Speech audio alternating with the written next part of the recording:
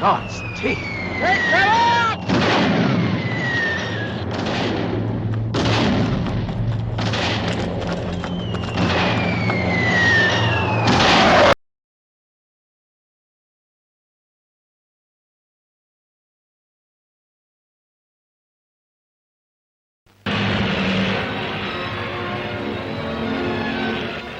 Immediately the challenge is taken up by anti-aircraft gunners. Every day their shooting gets better. Every day their devastating fire makes an inferno of the sky and brings down more Nazis.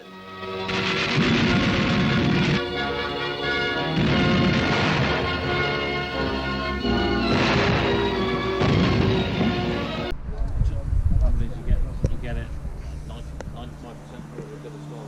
Yeah. 5% will get Yeah. Put you off, like.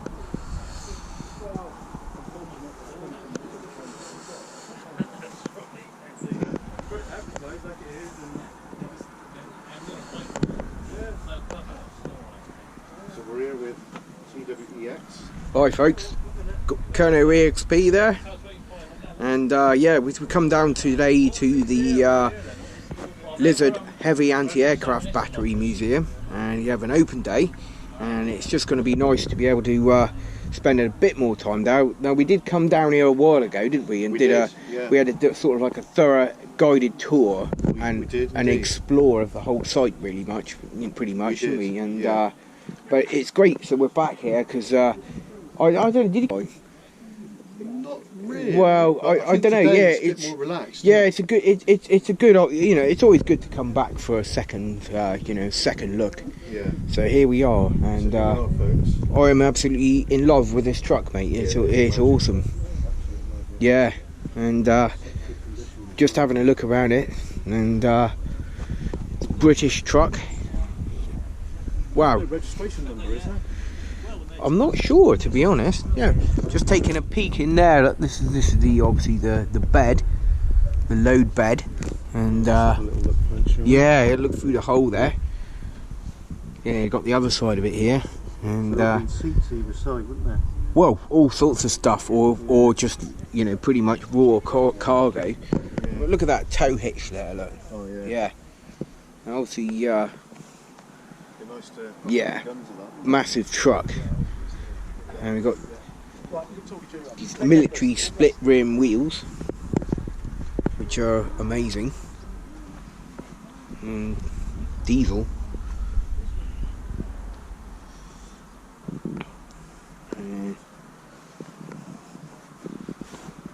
Got the cab. Hi.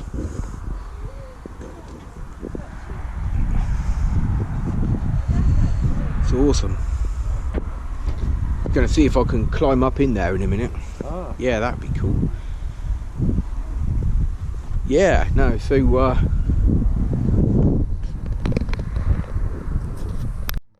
yeah, let's have another look at this Bren gun then.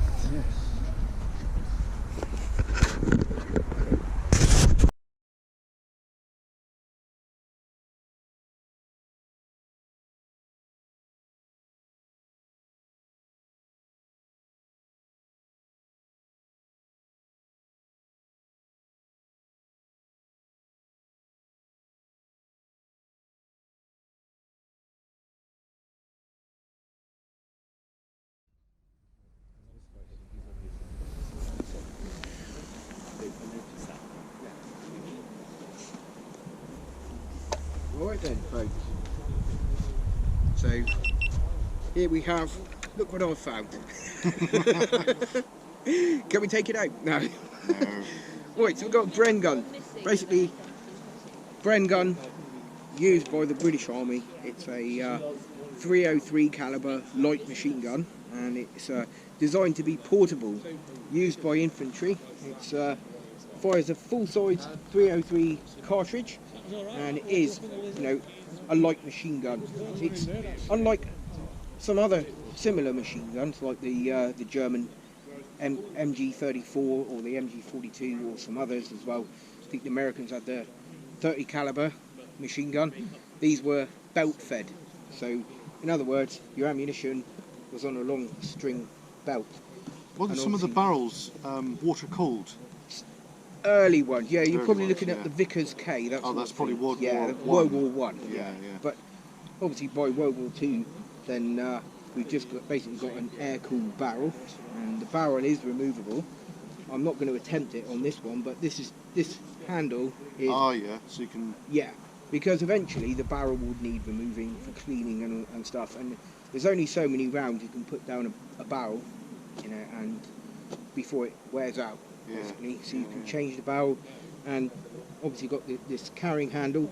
That lever there is, I think this is a deactivated weapon, so basically it's been rendered impossible to ever fire a live round out, or any round out of it at all.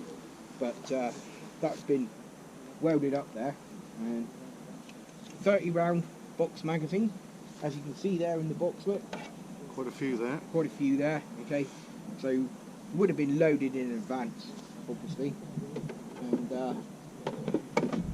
we've got the magazine.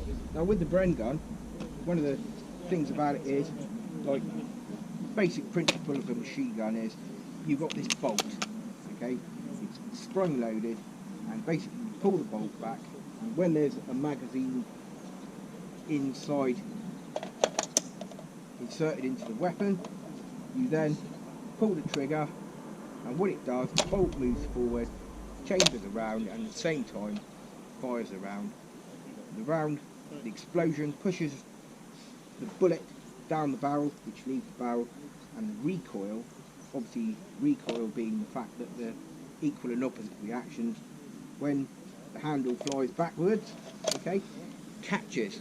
Now obviously when the cocking handle, well, when the bolt is drawn backwards, it extracts the empty casing, and then obviously if the trigger is released, then it stops, ready to fire the next round. But if you keep the trigger depressed, you get this reciprocating action, which allows the weapon to basically keep firing. Basically reloading itself Yeah. automatically. And using the gas from the blowback of the round going off, catching some of the gas, and it uses a funny kind of like piston, which is inside here, captures the gas from the round going off, and uses that to force the bolt backwards again, so it's reciprocating all the time. And obviously with the Bren gun, it's a bit of an oddball weapon really, because unlike a lot of conventional rifles and weapons, you've got the gun sight runs right down the middle of the weapon. So it's offset. This is offset, Yeah, so yeah. obviously So when you you look can down see- it, you've got this great big Yeah, it's right in the way, isn't it? Compared to like the Lee Enfield. That's right, yeah, basically. So you've got this, great big, magazine here. Now, that was really a limiting factor with the Bren gun, because it was only a 30 round magazine, Yeah, yeah. basically. But, it's getting, it's a slower rate of fire compared to some other machine guns. Yeah. I mean, its accuracy is pretty similar. It's pretty good, actually, and it fires short bursts. If that's how you would fire it, it'd be dun-dun-dun, dun-dun-dun, dun-dun, rather than a continuous Bang, bang, spray bang, bang. of Yeah, yeah. automatic fire, Yeah, yeah. because you would run out of ammunition pretty quickly. Yeah. So you would need a few of these near you. Well, those Yeah, actually, isn't it? that's Those. right, yeah. Yeah, In theory, it's weaker than The ammunition was actually quite, German these magazines Mauser. were actually quite bulky Yeah. to carry around, like, It's got Yeah. obviously a Bren gunner here. would carry up to It doesn't lock in the breech 4 or 5? 4 or 5, And or also, you know, the way it maybe works even is 6, that it starts depending to in pouches. Yeah, yeah. bolt Yeah. as you Very, start lifting it. very difficult The to Mauser, you have to actually, get the handle right heavy Yeah, up. yeah, definitely. And Work then the you've bolt. got the It has a 10 round magazine. box magazine, Mauser only had and then a of 5. course, And then later you on, know, not they really would load something them you want to be from- firing from the hip. No, no, of course not. You'd have to Utilise get it on the ground. they'd have to clip Hence the about tripod. 5, so the they would put bipod that on the end there, in yeah, the box with bipod. magazine.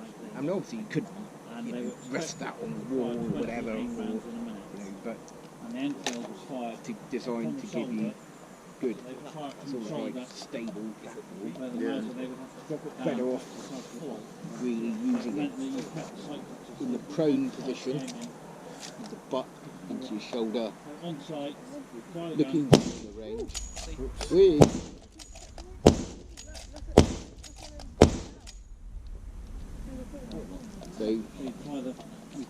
I'll Firing be shot. drill is. Ah. Yeah. Sorry. So Magic, eh? good firearms practice is usually when the weapon's not using, it's not loaded, and the magazine is, unless you're about to fire the weapon, the magazine is removed. We've got this magazine cover here, which I don't know if Yeah, it slides down, does it?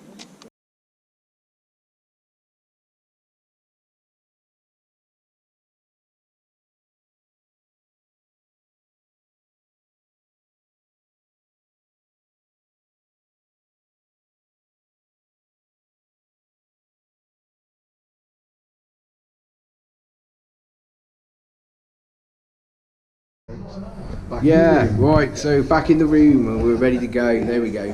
So, yeah, so this is the main observation and obviously control bunker for the gun battery. We've looked here before. Yeah, we've looked here before. I think there's even more stuff in here now than there was last time. Yeah, I think there is more stuff here than there was last time. And let's just have a look in here. Oh, look, this again. This will complete the puzzle for the rangefinder. Yeah, we talked about this. Yeah. This one here, this was a magic piece. Yeah, that's right. This is the training gun. Yeah. But yeah, that's pretty awesome. Yeah. Yeah, you can see there's a hole there. The mint with the hole, folks. Indeed. Yeah. Yeah. I'm not sure if I can. I'll try and put the camera a bit. Maybe.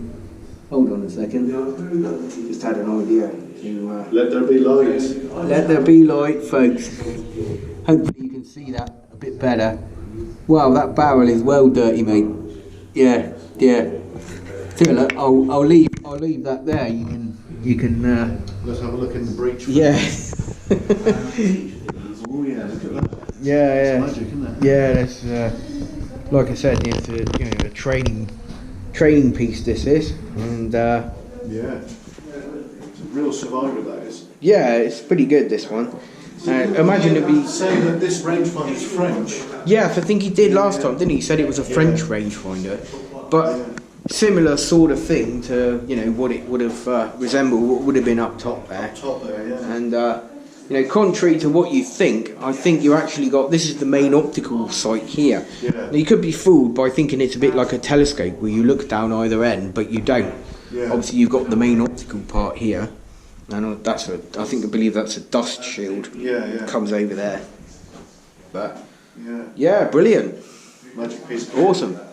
So we're just going to have a look and see if there's anything else that we missed from last time. There might be. But, oh, thank you very much. Yes, they would. Well, so we definitely got a few more bits and pieces in here now, haven't we? Oh, there we go. Look, that's what I said to you about the rifle. Look, you've got the stripper clip. Oh yeah. So you've got the 303 rounds there on the stripper clip, and 5 rounds on each stripper clip. So the stripper clip was disposable. Obviously, once you loaded it into the weapon, you withdrew the stripper clip and discarded it if it was in battle, or kept it again because obviously it could have been reused. But LDV. yeah, Dan's Army. that's right. Yeah, yeah. Someone said that the guy had these made up and they changed the name. Yes, that's right. It was the forerunner of the Home Guard, basically. Yeah, LDV. Yeah, and Gas mask. we've got some more bits and pieces here. So I'm guessing this. I think this is for. Was it for remote detonation or this one? It's a fuse tester. Fuse tester. Ah, right. See it? Yeah, that's for the fuse of an artillery round. Yeah. Yeah, that's all. Yeah, thank you for that. That's great. That label that's got knocked off there, that should be on there. This is a bore tester for a 7.2 howitzer. Yeah. So I'm guessing that the fuse for an aerial bomb was a similar thing. I think it was similar. Yeah. Yeah, brilliant. So we've got some lovely artillery pieces here. Yeah. Got some lovely, ammunition. Yeah. Yeah, these fuses there, some of them. So you've got the clock. Is that Panzerfaust? Yeah, that's a Panzerfaust, folks. Yeah, that's a Second World War disposable, single-use anti-tank weapon. That was developed by the Germans, and obviously, I think the idea behind that was that they were teaching young boys to use Panzerfaust. They were handing them out to Yeah. everybody under the war. They made somewhere between 3 and 4 million of these. Yeah, I've actually seen a picture of an old man in Berlin with a wheelbarrow full of them. Yeah, they were giving them away to anybody that wanted them. Yeah, the Volkssturm, yeah. So it was just very simple. A black powder charge in here. It worked, worked like a recoilless rifle, so it would propel the charge, but also they get a big flame out the back. And they would just fire it once. Yeah, and what they were left with here, they would just throw away. Yeah, the propellant. Yeah, it's amazing. Yeah. But yeah, no, it's great. I remember these clockwork fuses or altimeter fuses, aren't they, for artillery shells? No, artillery time fuses, yeah. That's right, time fuse, yeah. So obviously the time was set to allow the round to get to a higher altitude or lower altitude before it detonated. Yeah. So there's these aluminium pieces here are clips for the Bofors. Wow, yeah. You can see that these are Bofors cases. Bofors cases, cut down, yeah. But you can see how they clip into into those aluminium. Yeah, so I mean the Bofors gun is an automatic artillery piece. So you know, and anti-aircraft artillery. Yeah, so anti-aircraft. It was light anti-aircraft artillery. It was so it's the Second World War, and it's still actually in use in some very unusual instances. The American Hercules gunship. That's right. Yeah. Still works with the Bofors gun. Bofors firing outside of it. Yeah. And it's wartime vintage Bofors as well. Is there much similarity between the Oerlikon and the Bofors? No, not much. No, I'm guessing the Bofors is mainly British, but the Bofors is Swedish design. Swedish design. The early ones we bought in this country, and then we bought a license to manufacture. Wow. So we had them. They were made in this country, and they were also made in quite large numbers in Canada. Yeah. Yeah, because I mean the Oerlikon was it Swiss, isn't it? Or Swiss. Tended to be earlier. Yeah. Well, one of the most fascinating things I've seen working was actually a World War II German 20mm flak gun actually firing with blank ammunition. That was a rather clever cheat actually, because the guy was using the 20mm casings with the 50 cal blanks inserted in them. With the Bofors, it's difficult. Yeah, with the Bofors, Because they're recoil operated, so when the military were blank firing them, they would have a full-size Bofors case. Instead of they would put these chokes. These black rounds here are what's called breakups. Ah, right. So very, very thin, brittle plastic. Yeah. Unscrew the end and they fill them with sand. So as they fired, that would go down the barrel and give enough recoil to cycle the action. Wow. But the shock of it firing would actually break those to pieces. So they would come out and the sand would scatter fairly close in front of the gun. Right. Oh, that's very interesting. Yeah, that is. Yeah. That's how the military fired blank-fired Bofors. Wow, that I never knew, because with most like if you're trying to use something like an automatic firearm with blank ammunition, normally you need a choke in the barrel to catch the gas to recirculate it. They have a blank firing adapter. Yeah. With Bofors, they had these breakups. You see this is them 40mm breakup. Wow. And they would just. Either of those, they would just shatter. But it was shoving a load down the barrel that allowed they were filled with sand. Yeah, so that allowed the thing to actually cycle. Yeah, which is that's something I've never thought about actually. I thought, well, They didn't blank fire Bofors very often. No, but I'm guessing for drills or exercises. Well, they did, yeah. The Navy used Bofors well into the 1980s. Yeah. And the wartime models of the 40-60s. Yeah, that is crazy.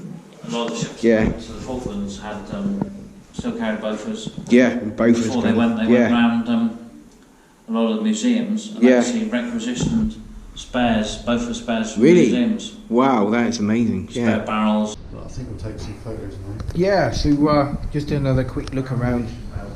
This is the you know, the nitty gritty part of the battery, and you know, it's just amazing stuff. It's great.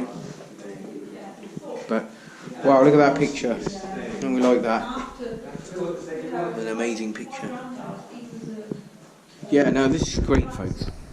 So we're going to go outside in a minute and we'll have a look around at some other bits and pieces. Right, so here we have a Bofors gun. And yeah, we're absolutely loving the Bofors gun here, though. That's a helicopter or two. Wow.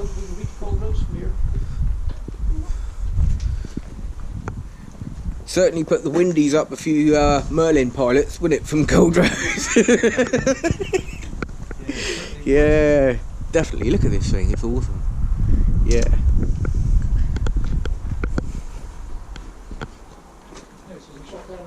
Did we see this one the last time we came here, mate? I don't. I think this is a different one. It definitely looks better. Yeah, I'm Yeah. waiting for when we get it ourselves. Yeah, it's on this towed chassis. Yeah. That's amazing. I love it. Great. Look.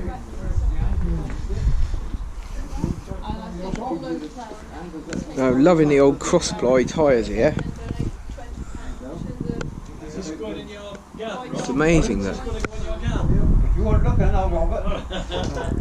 Something's getting it there, Steve. Be a brilliant, be a brilliant garden feature, wouldn't it? Yeah, it'd be great. Yeah, yeah, If you've got any neighbours you don't like. yeah.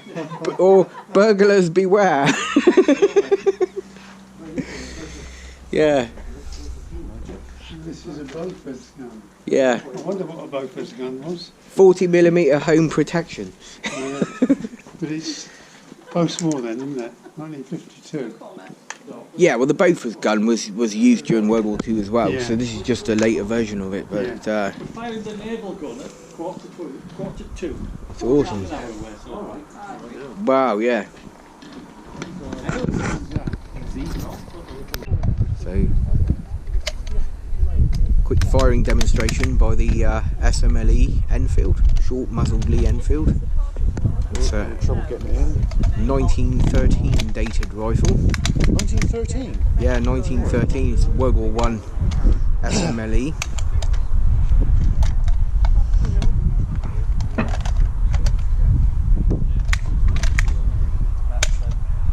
Oh, there we go.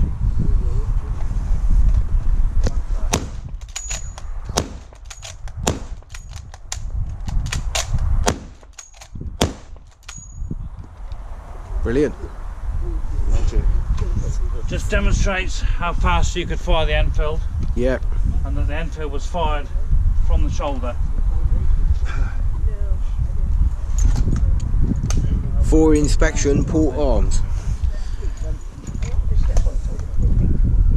And then I do believe we stand there afterwards and you say, I have no live rounds or empty casings in my possession, sir. That's your range declaration that you have to do. Right. You literally, when you're on a military firing range, you know, you carry out strict doctrine of, you know, firearms safety, and at the end of it, when you've concluded your session, you have to do your declaration, which is to make sure that no squaddies leave the range with any live rounds or empty casings. Yeah, so yeah, so pretty good. So Didn't IKS do some like? yeah, I believe they did. Yeah, yeah, they went to a range, didn't they? IKS Exploration. Yeah. Anybody's not heard of them, then they're check them out on YouTube. Check them out, folks. Yeah, they're brilliant and great. So what have we got here? We got a Bren gun.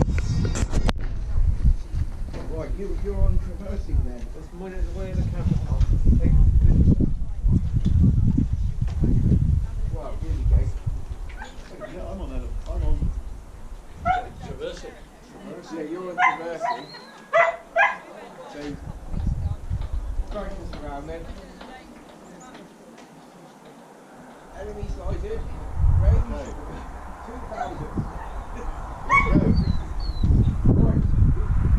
How do we make this thing back? go button there, isn't it? Yeah, right. So, would you like us to take us around and face Okay, let's go destroy Campbell. Jolly good show. Yeah. Let's blow Campbell now. Sorry. I think Campbell's over this There we way. go, so. I say then, there's a... There we go. Would you like to do the honours and remove the pesky yunkers there, old chap? That would be Okay. very good. Blast her away. Bang, bang. Okay, Right, let's okay. see if we can get So, the cold rose now. She's going down a bit, yeah. Oh, there's a bird up there. Shoot it there. There he is. This has got to be the... He's going this way. This has got to be... Open fire. Open fire. Bang. Over Bang. the- Bang. Oh, crumbs, it's actually coming down. Yeah, look. Yeah, so we're going up, Blast it. down, bang, bang. So, yeah, just the perfect device for a bit of pest control there, mate. Yeah. Would you agree? Okay, let's go and blow up St Kevin. Yes, and Kevin. Okie dokie. So we're coming down a bit now for, yeah. Yeah. I say that's a bit low, old boy. That's head height. Yeah. I reckon the guys that did this trapped their arm on that. Do you reckon? Because I just did it. Yeah. It's a bit, yeah. So we've got Kernow EXP is on traverse and TwEx is on elevation. Wow, look at that. That's pretty good. How high can it go? How high can you get it? Oh yes. Better come down a bit. Oh, Yeah, I just yeah. realised it's actually got measurements right here. Yes. And as you're turning, it's actually moving. You've got the sights, you see there? Yeah. Yeah, you've got the guns like that. That's pretty good. Yeah. Oh yeah, I've got degrees of elevation on this side. I've got it moving. As you're moving, it's moving as well. You can take around the telegraph pole. On the telegraph Wow, pole. have you noticed that telegraph? Is that original? But it's not serving anything. Look at the age of it. ROC? Kind of era? Oh, I don't know, I reckon it maybe site, yeah. Yeah. So, how good it was. Magic, isn't it? Yeah. That's good.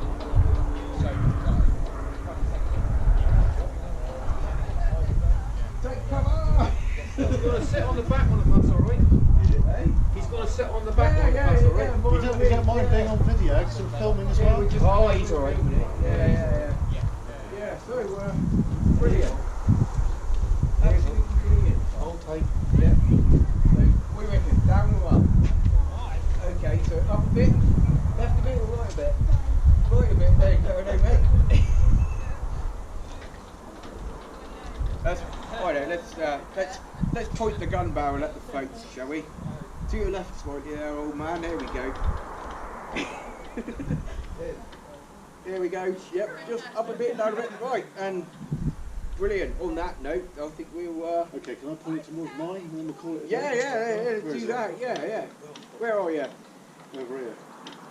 Let's go around again, Tom.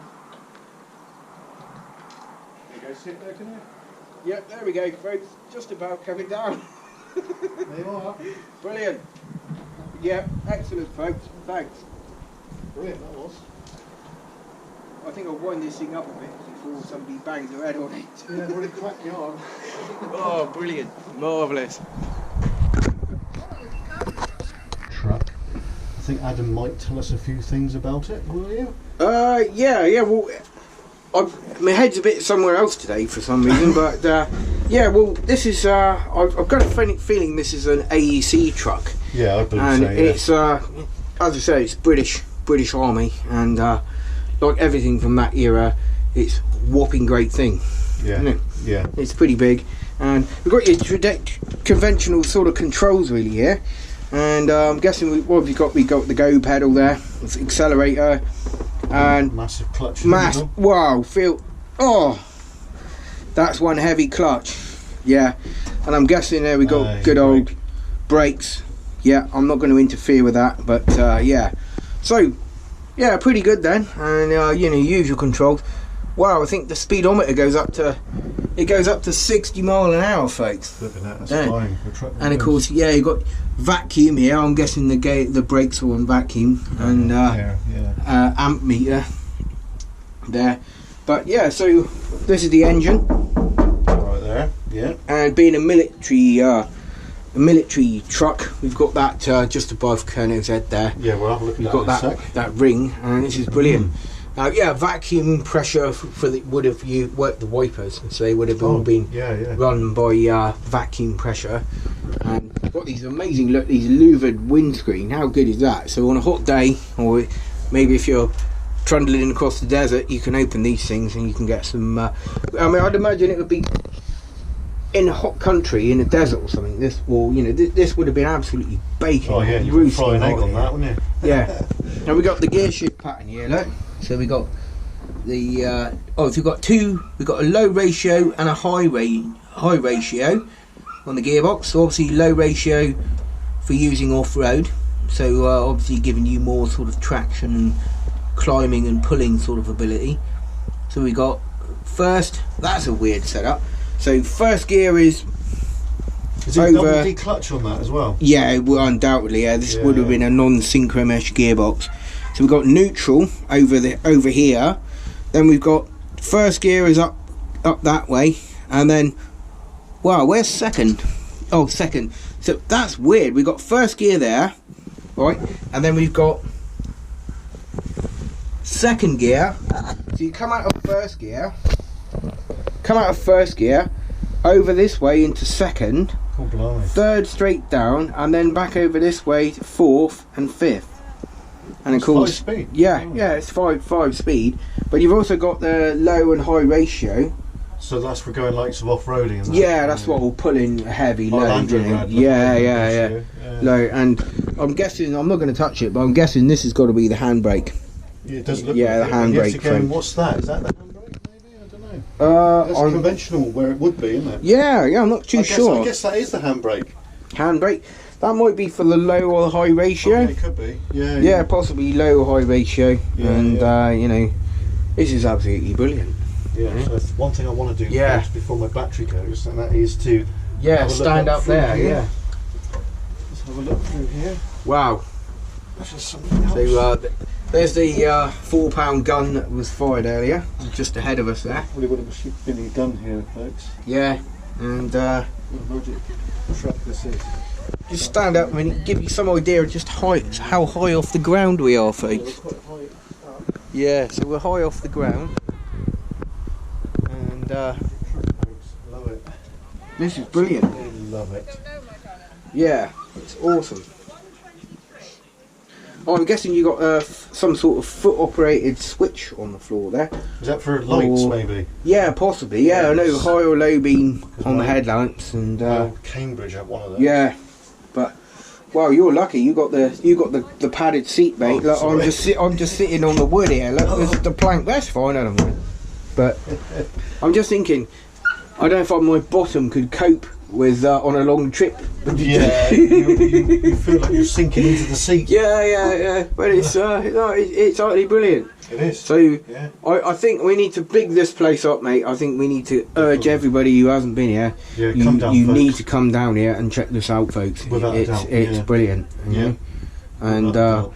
we'd also like to thank the museum owners as well and the volunteers for they've been very making us welcome and letting us play with all their toys. It's great. Indeed. Yeah. Definitely. Right, okay. Stop that.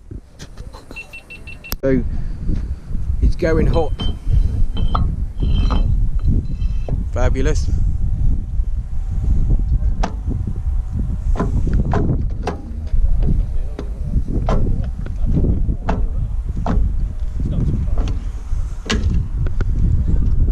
Right, so we're locked and loaded, as they say in the US Army. Stand by, everybody. Here we go. Fire the gun. Wow! Blimey, yeah. Smell that smoke. Yeah. That's sinking. Bad eggs. Yeah. That's the black powder, yeah. You can't remember Crikey. So what do you stop the stuff? Mum wants to know when you're coming back. I'm really depending on my wife, because she's going to come down.